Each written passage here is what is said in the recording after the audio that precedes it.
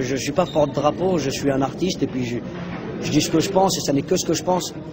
Le débat sur l'identité nationale, par exemple, c'est une insulte qu'on alimente tous. Là, j'en reparle, j'alimente aussi, mais je voudrais absolument dire qu'ils auraient dû appeler ce débat le contrôle d'identité nationale.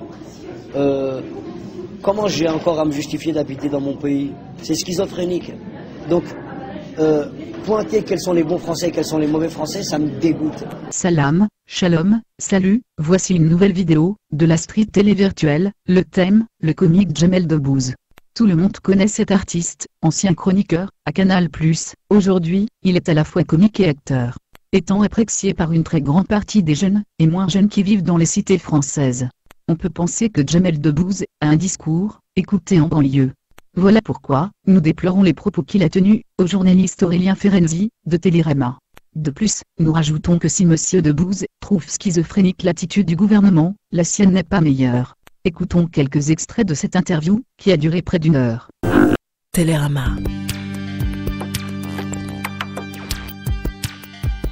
Rencontre.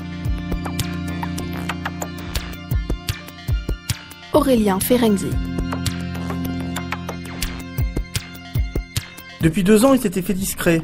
En 2010, on aura vu Jamel Debbouze qu'acteur dans Hors la loi de Rachid Bouchareb, présenté au dernier festival de Cannes.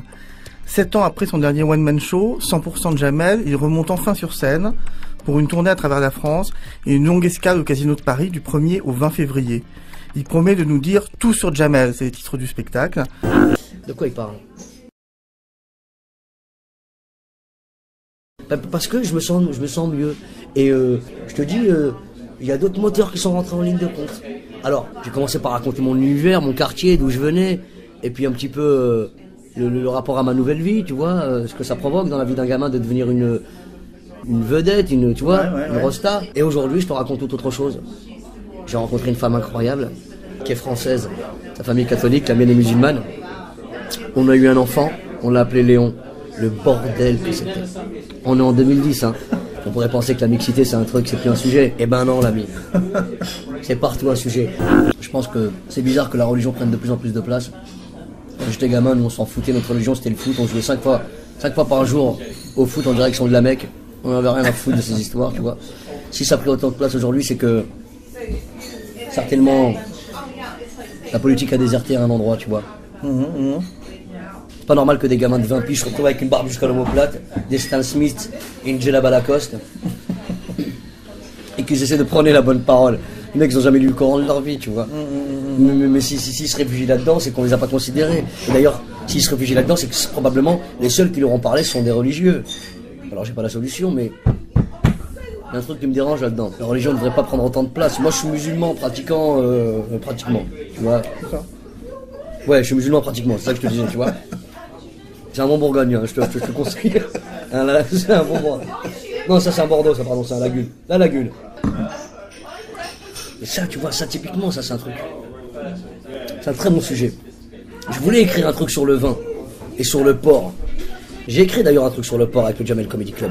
Parce que ça, c'est un vrai bordel. Comment c'est possible qu'on nous interdise ce truc? C'est tellement incroyable le vin. Non mais franchement, c'est une boisson qui existe depuis quoi, 3000 ans? Il y a une raison, hein. Il y a une raison, ouais. Tu vois. Bon, en tout cas, tout ça pour te dire que... Non, mais c'est intéressant ce que tu dis. Ça veut dire qu'il faut dépasser des commandements des religions quand ils sont plus valables, quoi. Écoute, ouais. Je pense que porc, il y avait un truc d'hygiène au Non, départ. mais je pense qu'il faut évoluer. Il faut la faire évoluer tout le temps. Yes, l'ami, t'es bon. Merci, frérot. Il faut la faire évoluer tout le temps. Il faut évoluer comme on évolue nous. Tu vois, on se sert plus du Minitel. Et pourtant, c'était une invention incroyable. Tu vois ce que je veux dire? On est plus sur 3615 ULA, là. On est sur autre chose, quoi. Tu peux aller sur usa.fr. Ah ouais, mais tu vois. Ça convertit. Vous comprenez maintenant pourquoi, lorsque nous voyons Jamel Debbouze défendre les personnes stigmatisées pour leurs différences comme le fait Nicolas Sarkozy, nous y n'accordons que très peu d'intérêt. Informez-vous, renseignez-vous, instruisez-vous.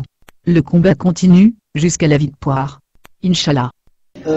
Pointer quels sont les bons Français et quels sont les mauvais Français, ça me dégoûte.